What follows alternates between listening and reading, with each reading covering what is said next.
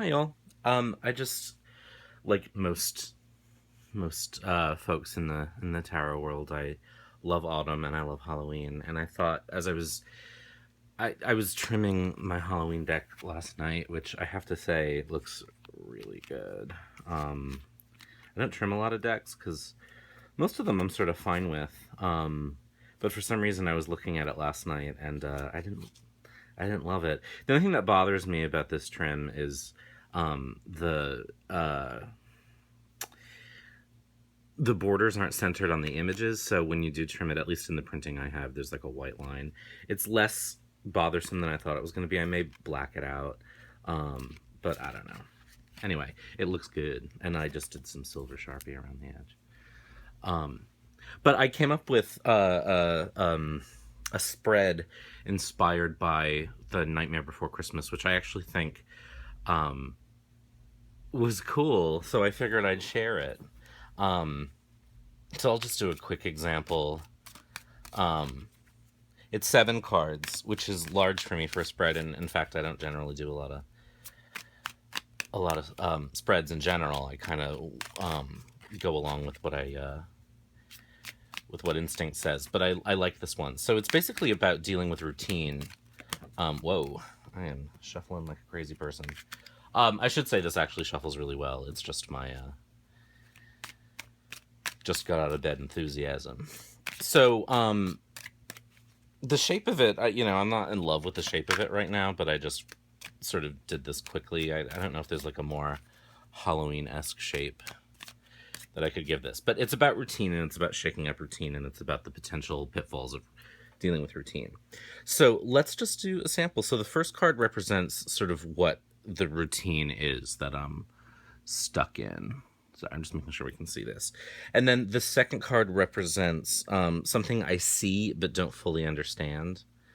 The third card represents someone or something I should listen to.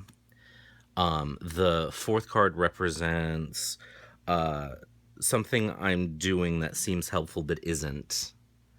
All of this, by the way, inspired by the plot. The fifth card is somewhere I don't belong that I'm trying to fit in. Six is how to really shake up my routine. And seven is kind of the way to reconcile everything. Does that all fit? It does. So just to do it like a sample of how this might work, if I were reading for someone who feels stuck in a rut, I might say that their routine right now involves a constant state of like depression, a constant state of feeling like they're losing out on something, a constant state of thinking about what they don't have, thinking about what they've lost, which is not a great routine to be stuck in. The second card represents someone or something. Oh, no, I'm sorry. The second card represents what I see but don't fully understand. And so here, what I see is people happily going about their work lives, happily going about celebrating what they do and feeling great. And potentially what that may suggest is that everyone around me may look like they're having a great time with their job, look like they're having a great time with their family and their careers and whatever, but they don't, I'm only seeing the surface. I'm only seeing the outside.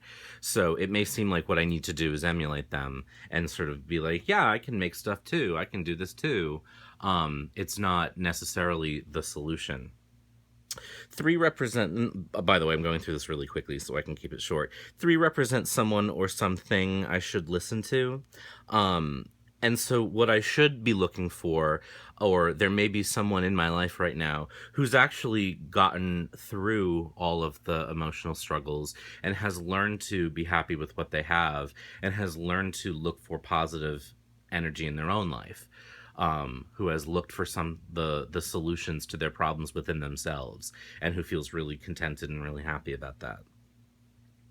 Four is something I'm doing that seems helpful but isn't, and I have the tower.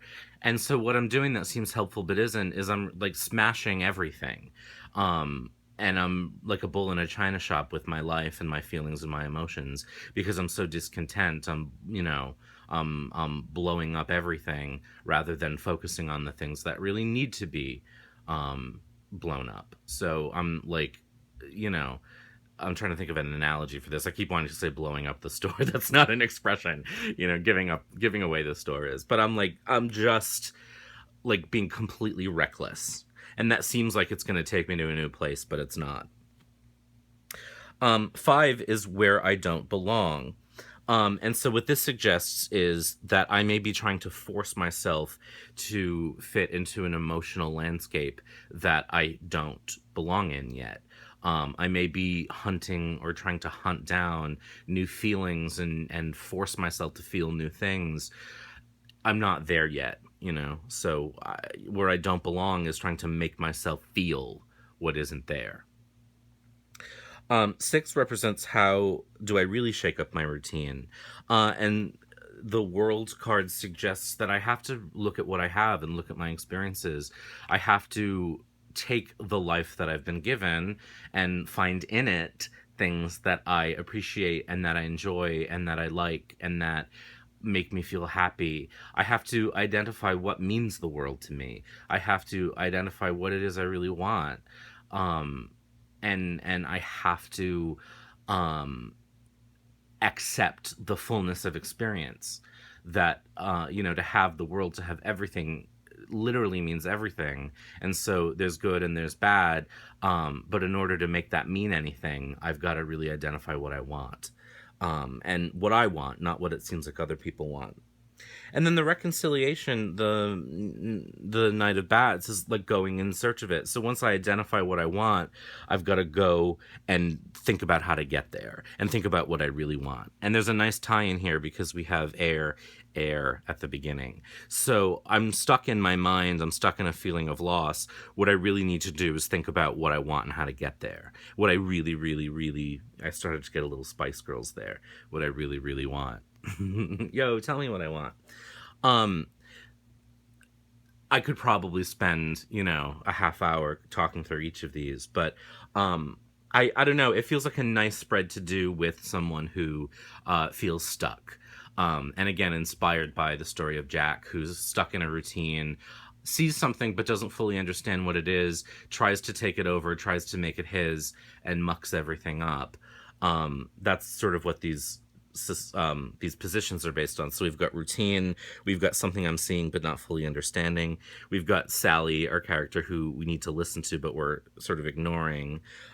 We've got something I'm doing that seems helpful but isn't, which is taking over, Christmas. We've got where I don't belong.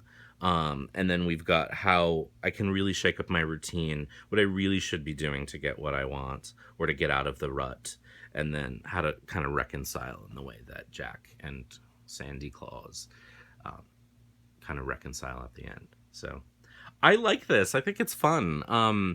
And I really like this deck trimmed. Oh, boy, howdy, does it look amazing. And again, I'm not like a big trimmer of decks. I just, for the most part, am usually happy with them, or there's something about them that when they're trimmed, I don't know. But this one, I'm so glad, so glad I did it. Happy October, everybody. I hope you like this. I'll put the positions in the link, not in the link, but in the description below.